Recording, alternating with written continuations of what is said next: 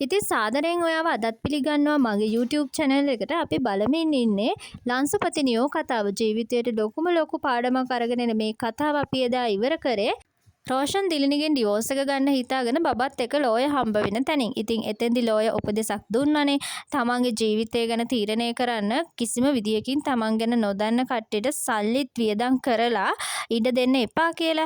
ඉතින් ඒ ලෝය මහත්තයාගේ උපදෙස ඉස්මුදුනෙම පිළි අරගෙන ඔන්න ඉතින් රෝෂන් බබත් එක්ක කාර් එකට නගිනකොටම දිලිනිගෙන් කෝල් එකක් එනවා. ඉතින් කොහෙද ඉන්නේ කියලා අහලා තමයි කෝල් කරන්නේ. දිලිනි හදන්න චුට්ටක් ෂේප් කරගන්න. හැබැයි ඉතින් රෝෂන් කියනවා ඔයාව බලන්න මට ඉක්මනට එන්න වමනාවක් නැහැ. හැබැයි බබාත් එක්ක බබාගේ මානසික මට්ටම හරියන්න අපි දෙන්නම අම්මයි තාත්තයි විදිහට ළඟ ඉන්න ඕනේ. ඒ හින්දා අපි පෞල් ජීවිතේ කන්ටිනියු කරනවා කියලා. කෝල් එකේදී පුළුවන් තරම් දිලින්ට රෝෂන් අරව මේවා කිව්වට දිලින්ට ගොඩක් සතුටුයි ඩිවෝර්ස් වෙන්න වමනාව රෝෂන්ට නැති වෙලා නිසා. මෙතනින් අපි කතාවේ අරගෙන යන්නේ හේම්ස් සහ අමේෂා පටේල් දෙන්නගේ දිහාවට. ඉතින් මම ඒ නම් දෙකම පාවිච්චි කරන්නම් මොකද හැමෝටම ඒක පහසු නිසා. එතකොට මේ දෙන්නා මේ යන්නේ හේම්ස්ලාගේ ගෙදර. හේම්ස් තීරණය කරලා තියෙනවා අන්තිමේට මේ අමිෂා පටේල්ව එක් කරගෙන යන්න. ඉතින් මේ එනකම් මග බලාගෙන ඉන්නේ හේම්ස්ලාගේ අම්මා. හේම්ස් දෙගොල්ලව අඳුන්වලා දෙනවා. ඒ අතරේදී කියනවා හේම්ස්ලාගේ අම්මා ගොඩක් කාලයක ඉඳලා ආබාධිත තත්ත්වයෙන් පෙළෙනවා වගේම මතකය අමතක වීමක් අම්මට නිතර ඇති වෙනවා කියලා. හේම්ස්ගේ අම්මා අහනවා මේ යාළුවා කවුද පුතේ ඉස්කෝලේ කෙනෙක්ද කියලා. හැබැයි හේම්ස් කියනවා නෑ එහෙම කෙනෙක් නෙවෙයි මම මෙයාව අඳුරන්නේ නැහැ. හැබැයි කරදරයකට ලක් වෙලා හිටපු නිසා එක් කරගෙන ආවා කියලා. අපි හැමෝටම වගේ හේම්ස්ටත් ඉන්නවා හරිම විපරම්කාරී අක්කට හරිම ආදරේ නංගි කෙනෙක්. ඉතින් මේ නංගි කරන වැඩේ මෙයා ඇත්තටම ගොළුයිද කියලා බලන්න කට අරින්න කියලා කියන බලද්දි මෙයා ලෑස්ති වෙන්නේ මේ අමිෂා පටේල්ගේ ඇලදිව කොටයිද කියලා බලන්න. මොකද මෙයා අහලා තියෙනවලු ගොළු කට්ටියගේ ඇලදිව කොටයි කියලා. ඒ ළමයාට කරදර කරන්න එපා. ඒ ළමයා බය වෙලා ඉන්නේ කියලා හේම්ස් මෙතනින් යන්න යනවා. කොහොම වුණත් මේ නම් දාගත්තේ කරදරයක් තමයි කියලා හිතන හේම්ස්ලාගේ අම්මා ලැහැත්තිමේ හොරෙන්ම ග්‍රාම සේවකට කතා කරලා මෙහෙම නාඳුනන කෙනෙක් අපේ ගෙදරට ආවා කියන පණිවිඩය දෙන්න. ඉතින් ඒක යාට කරගන්න හම්බෙන්නේ නැහැ. ආපහු හේම්ස් අම්මගේ හැටි දන්න හින්දා එළියට ආවා.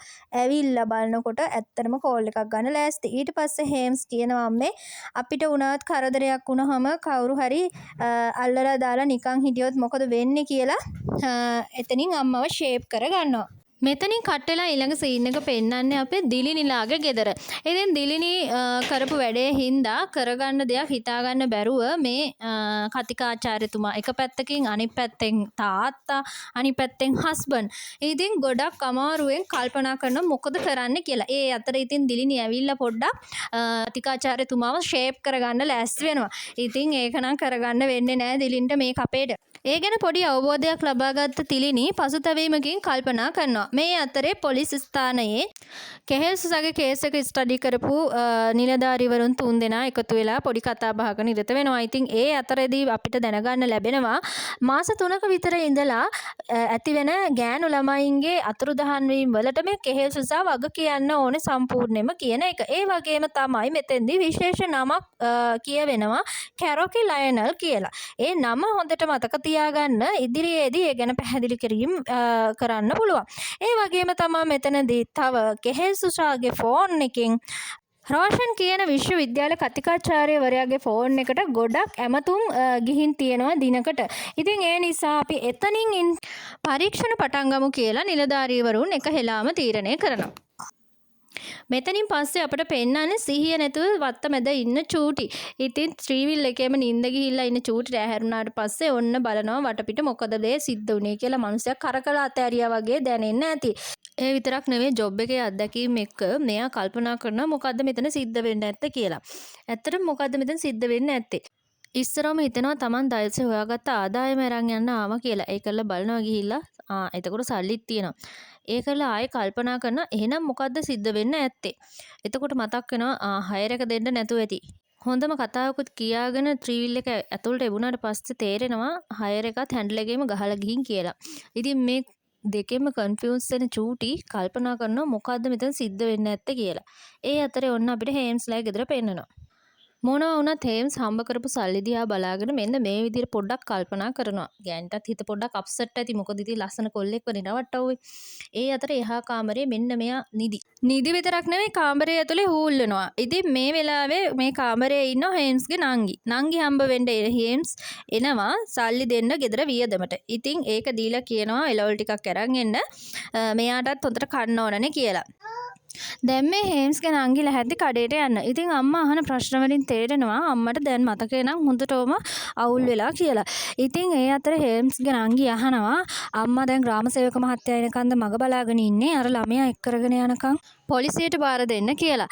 ඉතින් ඒක කතාව මගාරින අම්මා හේම්ස්ගේ නංගි එතනින් ගියාට පස්සේ ආපහු ගේ ඇතුළට යනවා හේම්ස් මොකද කරන්න කියලා බලන්න. එතකොට නංගිගේ කාමරේ මේසේ උඩ හේම්ස් ඔළුව තියාගෙන නිදි වගේ ඉන්නවා. කාමරයට ගිහින් නිදා ගන්න මම ග්‍රාම සේවක මහත්තයත් එක්ක මේ ගැන කියන එක ගැන තව චුට්ටක් කල්පනා කරන්න ඕනේ. ඒ වගේම ඔයාලා දෙන්න පිළිවෙලක් කර දෙන්න ඕනේ. මොකද මගේ ඔළුව හොඳටම දැන් මතකේ අවුල් වෙලා තියෙන්නේ කියලා අම්මා කියලා එතනින් යන්න යනවා. අම්මා කියන දේ අහලා හේම්ස් ඇඳට ගිහිල්ලා ටිකක් වෙලා කල්පනා කර කර ඉඳලා නිදා ගන්නවා. නිදාගත්තට ඉතින් SPH ගම මතක් වෙන්නේ අර සල්ලි අරගෙන ආපු මැණික්කාරයාව. ඉතින් මේ විදිහට එයා මේ දේවල් මතක් කරන්නේ එයාගේ හිත ඒ කරපු දේ ගැන එකඟ නැතුව ඇති. මේ කෙල්ල සල්ලි අරගෙන හිතවි මනුස්සයා ගාව තියලාවිල්ලද මන්දා. අපිට එහෙම හිතුණාට තව ටිකකින් තේරෙනවා මෙයා මේ මතක් කරලා තියෙන්නේ මේ මැණික් බිස්නස් කරන කෙනාට මතක තිබිලා තියෙනවා මේ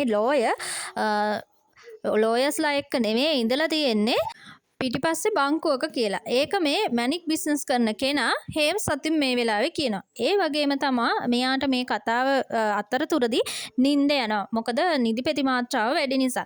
ඊට පස්සේ මෙයා කකා හිටපු රෝල් එක මෙයා අතින් අතෑරෙනවා. එතකොට මේක පිටිපස්සට රෝල් වෙලා ගිහිල්ලා අසංගිත් ගොඩක් දවස් බඩගින්නේ හිටියේ. ඒ නිසා මේ රෝල් එක දැක්කට පස්සේ අසංගිට කන්නමයි හිතෙන්නේ. වටපිට බලලා අසංගි රෝල් එක ඇහිඳගෙන කන්න කටට ලං කරනකොට හේම්ස් ඉස්සරහා සීට් එකේ පිටිපස්ස බලලා එපා කියලා ඔළුව වනලා සංඥා කරනවා.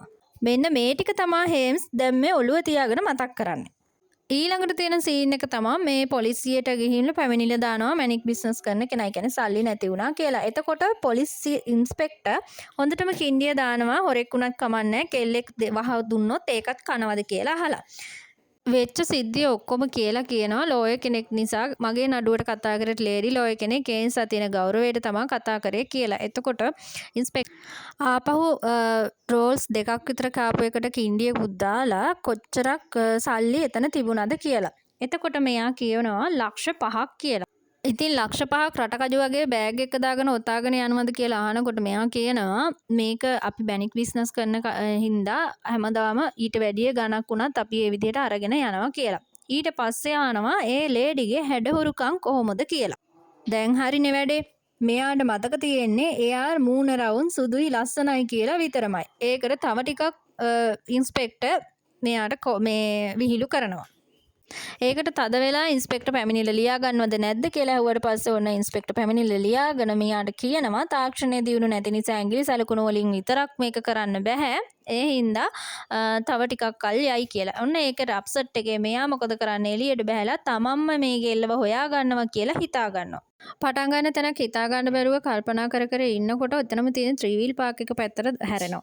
එතන ඉන්න ත්‍රිවිල් ඩ්‍රයිවර් මෙයා දැකලා දැනගන්නවා මොකක් හරි ප්‍රශ්නයක් තමයි කියලා. ඇයි කියලා අහනකොට මෙයා අහනවා ලොකු බෑග් එකක් අරගෙන තව ගෑනු ළමෙක් එක්ක සුදු පාට සාරියක් ඇඳගෙන ගෑනු කෙනෙක් මෙතනින් බහැලා ගියාද කියලා අහනවා. එතකොට මේ ත්‍රිවිල් ඩ්‍රයිවර් කියනවා පිදුරු ගොඩේ ඉඳි කට්ටක් තියෙනවද කියලා ඇහුවා වගේ වැඩක් නේ ඔය කරන්නේ. මම නම් දැක්කේ නැහැ කියලා. එතනින්ම තේරෙනවා මෙයාට මේ වැඩේ එච්චර ලේසි නෑ කියලා. එතනින් පස්සේ අපිට පෙන්නන්නේ චූටි තේ බොන්න කඩේකට ගිහින් ඉන්නවා. මේක මෙයාට පුරුදු තැනක් වගේ. ඉතින් මෙයා අහනවා එතන ඉන්න වේටර්ගෙන් මොනවද තියෙන්නේ කියලා. උණු රෝල්ස් තියනවා දෙන්නද කියලා අහනවා. ඊට පස්සේ මොකද්ද රෝල්ස්? මට නම් දැන් රෝල්ස් කියන වචන ඇහෙනකොටත් මල පනිනවා.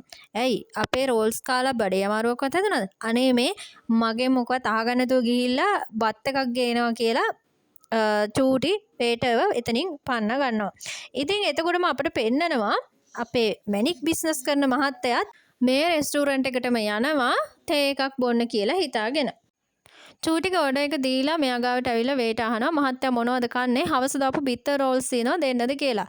මූණ ඩිම් වෙලා ගිහිල්ලා ආපහු කියනවා එපා මට කිරි තේ එකක් ගේන්න කියලා. මේ අතර චූටි වේටට කතා කරලා ආපහු හවස් දාපු ඒවා නේද කියලා අහලා රෝල්ස් එකක් ගේන්න කියලා ඕඩර් කරගන්නවා. ඉතින් ඒ රෝල්ස් එක ඕඩර් කරගෙන චූටි එක කන දිහා මැණික් විකුණන කෙනා හරි අමුතු විදියට බලාගෙන ඉන්නවා. ඉතින් මෙතනින් එහාට මොනව වෙයිද? ලබන සතියේත් මේ වෙලාවට මේ කතාවේ ඉතුරු කොටස මම ඕගොල්ලන්ට ගෙනත් දෙනවා. ඉතින් ඒ ගෙනත් දෙන වීඩියෝ එක ඉස්සරවම ඔයාලා බලන්න නම් බෙල් අයිකන් එක ක්ලික් කරලා notification all දාලා තියාගන්න. channel එකත් subscribe කරගෙන මේ යන්න. මේ වැඩේ හොඳයි නම් මම දිගටම ඔයාලට මේ වගේ වීඩියෝස් අරගෙන එනවා.